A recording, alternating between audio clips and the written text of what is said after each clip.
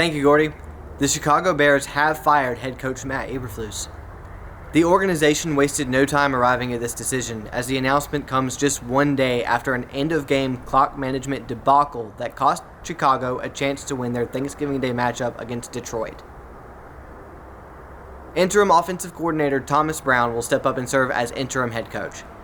There seem to be no changes in store for the Bears front office, as CEO and President Kevin Warren and General Manager Ryan Poles presented a unified front on Monday. Now, we will work in tandem. We will work closely.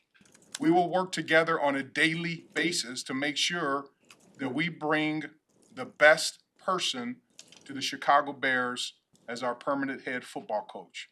You have our word on that. This marks the first time in the 104-year history of the Bears that they have fired a coach in season. Eberflus ends his tenure in Chicago with a 14-32 record. The loss on Thursday represents the sixth in a six-game losing streak that has featured several last-second losses. Chicago ranks first this season in one-possession losses with 6. For Full Sail Live, I'm JP Wood.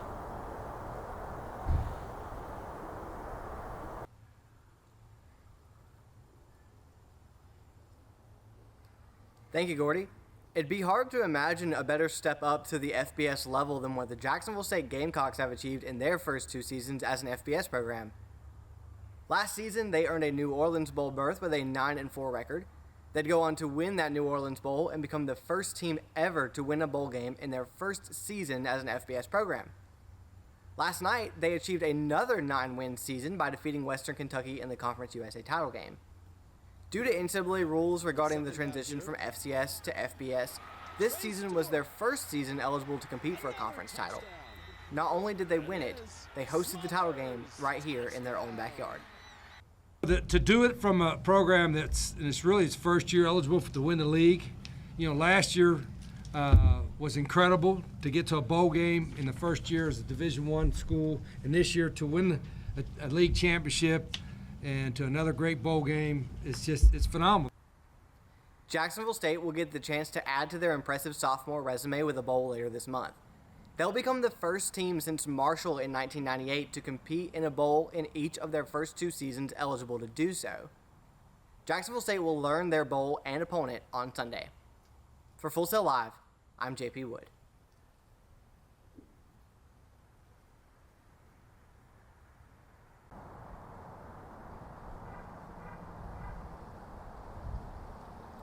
$765 million, 15 years, the New York Mets. There are your answers to the winter's 3 biggest questions. How much is Juan Soto going to get paid? How long is he going to get paid for? And who is going to pay him? The 26-year-old phenom made it official on Sunday night, inking the largest contract in professional sports history. The Mets snagged Soto just months after a surprising NLCS run came up short against the Los Angeles Dodgers. Soto himself came up short against those Dodgers in the World Series, but not before leading the Yankees to their first AL pennant since 2009. This will be pitch number 7. The count is still 1-2. Castillo, Soto, a high fly ball to center. Thomas backing up. Thomas at the track, and Juan Soto! A 3-run home run! The Yankees came up just short of the winning bid. According to Buster Olney, they offered $760 million over 16 years. The deal includes no deferred money, and Soto can opt out after 5 years. However, the Mets can void that opt-out if they increase his salary by $5 million over the last 10 years. That would bring the total worth of the contract to $805 million. If all these figures don't already have you rushing to put a baseball bat in your child's hands, maybe the $75 million signing bonus on top of it all will. For Full Sail Live, I'm JP Wood.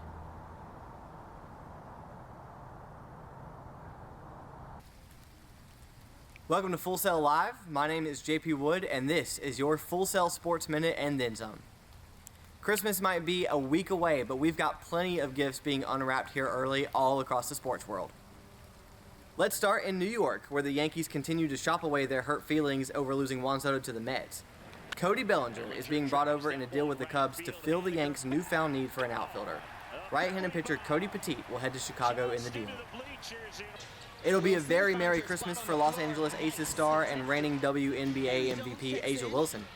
She's inked a 6-year contract extension with Nike that, according to ESPN's Shams Charania, gives her one of the highest paid shoe endorsements in women's basketball. A'ja's signature shoe, the A1, will launch in spring 2025. And the most prestigious trophy in all of college football will find itself under Travis Hunter's tree this year. The two-way star out of Colorado was announced as the winner of the 2025 Heisman Trophy at the ceremony in New York. He narrowly edged out Boise State running back Ashton Jeanty in voting in the closest margin of victory since 2009. This has been your Full Sail Sports Minute and then some. My name is JP Wood, wishing you a very Merry Christmas wherever you may be. Welcome to Full Sail Live. My name is JP Wood. NFL playoff races are getting rather tight down the stretch. For example, you need to look no further than this important AFC West showdown where Justin Herbert's Chargers hosted Bo Nix's Broncos. We start at the end of the first half, 21-10 Broncos, and folks, this is a new one for us here at Full Sail Live. The Chargers call for a fair catch on the punt, and kick-catch interference is going to move them to plus territory. But since the fair catch was called for with no time on the clock, that is going to allow Chargers kicker Cameron Dicker to attempt a fair catch free kick, which he'll nail from 57 yards out, the first such kick made since 1976. The Broncos would grab a field goal coming out of the break, and the Chargers find themselves down 24-13. But Justin Herbert saw that Superman trailer, and it did something for him, as he reels off a 20-yard scamper here. The Chargers would cap off this drive with Gus Edwards punching one in to bring the Chargers within 5. They'd attempt and miss the 2-point conversion. The Broncos couldn't do anything with the ball, so the Chargers have it back with 12 and some change to go in the 4th. Herbert is going to hit Darius Davis down the sideline for a 20-yard touchdown that puts the Chargers up 1. They'd attempt the 2-point, and with the help of a little theatricality from Joshua Palmer, the Chargers would take a 3-point lead. That would be all she wrote for the Broncos. The Chargers would go up 10 before Denver finally found points with a garbage time field goal, and the Chargers take a 34-27 victory. When the Golden State Warriors made headlines earlier this week for acquiring Dennis Schroeder via trade, they probably didn't imagine that the next headlines they would be making would be for getting boat raced in his debut. The Warriors lost to the Grizzlies 144-93 in Memphis. It's the largest point differential in a game in the NBA this season. Perhaps most surprisingly, both Stephen Curry and Draymond Green were held without buckets, the first such time this has happened in a game they've played together in their careers. It was just a humbling night all around. I mean, they took it to us. They were great. We just couldn't get anything going first quarter. Newly acquired Dennis Schroeder shot 2 for 12 and put up 5 points in the loss. We turn our attention next to NCAA volleyball, where the championship tournament Final Four has given us a bit of December delirium. Number 1 overall seed Pitt, who'd lost only 1 game all year, was toppled by the Louisville Cardinals 3-1. Hometown hero and 2023 ACC Player of the Year Anna DeBeer looked poised to carry her squad into the championship game until the Louisville native turned her ankle at the beginning of the 4th set. The Cardinals would need some freshman heroics from Peyton Peterson off the bench and found just that. Peterson stepped up and delivered 2 kills, 4 digs, 2 aces, and a block in the clinching set. And the hometown heroes will play for history on Sunday. Yeah, I think at first when Debo went down, I was like, all right, she's gonna be fine. Like she's gonna get back up. And so I was just kind of like, she'll be okay. And then when it hit me, like, she's not gonna come back, I wanted to do this for her. Like, she's meant so much to me, and for her to that be her last game, I didn't want that to happen. Louisville will face off against Penn State in the championship game on December 22nd. For Full Sail Live, I'm JP Wood.